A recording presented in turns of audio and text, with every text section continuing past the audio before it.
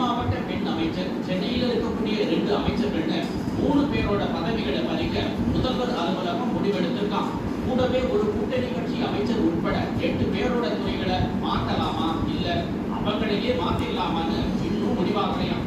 Budget தாக்கல் வரைக்கும் அமைச்சரவையில எந்த மாற்றமும் இருக்காதாம்.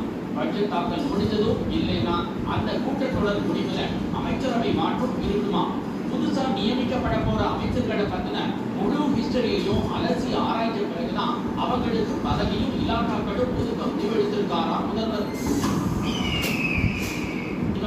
நாட்டக்காவை சேர்ந்த சிலர் நடத்தக்கூடிய வாரி பிசினஸும் போலீஸோட ரேடாருக்குள்ள வந்திருக்கான்.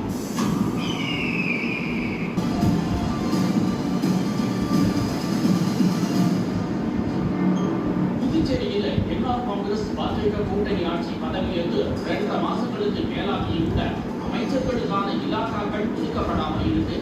முதல்வர் ரங்கசாமியோட இந்த அப்ரோச் அவரோட சொந்த கட்சி சீனியர்களுக்கு பிடிக்காம போக அந்த சீனியர்களை கையில் எடுத்து என்ஆர் காங்கிரஸையே விளக்குப்படுத்த பாஜக முயற்சி செய்யறதா புதுவை அரசியல்ல பேசப்பட்டுச்சு. இதை தவிர்க்கவும் கட்சியையும் ஆட்சியையும் காப்பாற்றவும் புதுச்சேரி ஆளுநரை சந்திச்சு அமைச்சர்களோட இலாக்கா பட்டியலை கொடுத்திருக்காரு ரங்கசாமி. வழக்கமா அமைச்சரவை பட்டியலை கொடுத்த அடுத்த 1 மணி நேரத்துல அது அரசிதழ்ல வெளியிடப்படும். ஆனா இதுவரைக்கும் அமைச்சரவை பட்டியல் வெளியாகாம இருக்கு. காரணம், அந்த பட்டியல்ல பாஜகவுக்கு முக்கியமான துறைகளை ரங்கசாமி ஒதுக்காததுதான் பேசுகிறாங்க. இப்போதைக்கு என்ஆர் காங்கிரஸ் பாஜக சமாதானமாகி ஆட்சியை தொடர்ந்தாலும் பாஜக மேல ரங்கசாமிக்கு நம்பிக்கை குறைஞ்சிருக்கிறதா சொல்றாங்க. எப்ப வேணாலும் பாஜக தன்னோட பாணி அரசியல புதுவையில காட்டலாம்னு நினைக்கிறாராம். மாநில சுயாட்சியை வச்சு போர் முடிக்கலாமாங்கிற யோசனையில் கொண்டிருக்காராம். அப்படி முடிவெடுத்தா தாவேக கூட கூட்டணி வச்சா ஆட்சி நிச்சயம் முடிவு செஞ்சிருக்கிற ரங்கசாமி இது சம்பந்தமா ருசி ஆனந்த நேர்ல சந்திச்சு பேசினாராம்.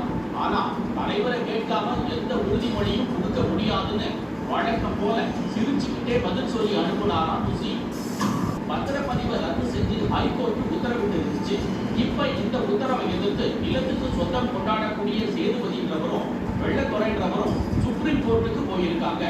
இன்னொரு பக்கம் இந்த விவகாரத்துல சிபிசிஐடி விசாரணையும் சூடு பிடிச்சிருக்கு.